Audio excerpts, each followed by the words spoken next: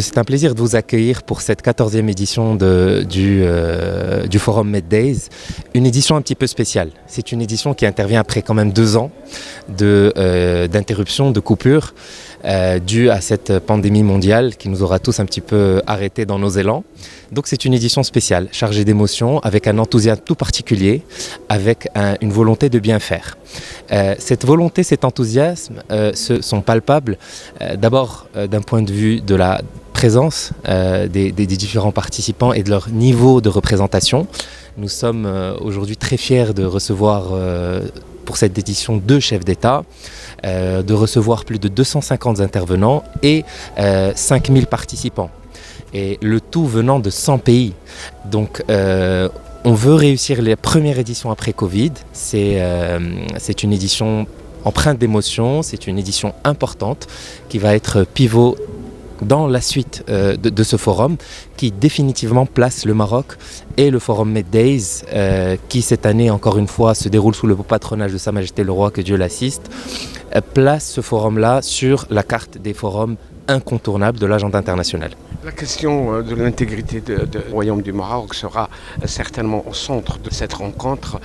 Un petit mot sur ce sujet. Oui, tout à fait. La question de l'intégrité territoriale qui aujourd'hui apparaît de plus en plus comme une évidence pour nos partenaires africains et qui pousse bien évidemment dans ce sens-là, va être une question centrale, surtout à la lumière de la dernière résolution qui a été votée et qui pousse dans je dirais, qui épouse parfaitement l'agenda de la diplomatie marocaine, encore une fois, sous les efforts et sous l'attention toute particulière qu'accorde Sa Majesté le Roi Mohamed VI, que Dieu l'assiste à la question, et qui aujourd'hui vient tout à fait, je dirais, on récolte un petit peu les fruits d'un travail de fond, d'un travail de terrain et non pas un travail de salon. Et donc c'est dans cette tradition-là de la diplomatie marocaine active, de la diplomatie de terrain, que nous recevons nos frères aujourd'hui dans cette édition-là pour rappeler, voilà, s'il en faut, pour rappeler la centralité de cette question de l'intégrité territoriale.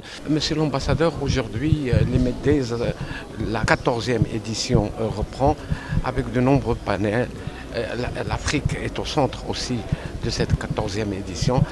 Quel message pourriez-vous lancer à partir de Tanger?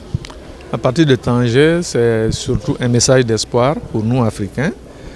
J'étais tout à l'heure dans la salle où on discute justement de l'Union africaine et de son auto-prise en charge, de son financement.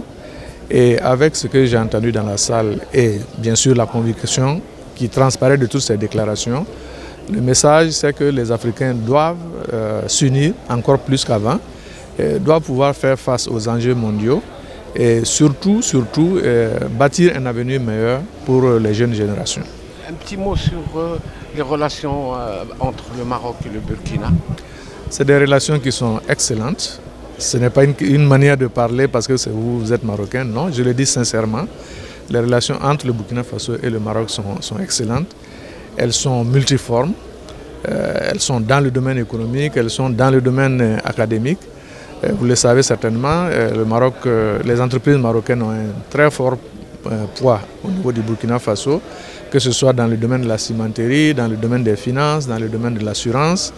Et les entreprises marocaines sont les premières entreprises au Burkina Faso dans ces domaines-là.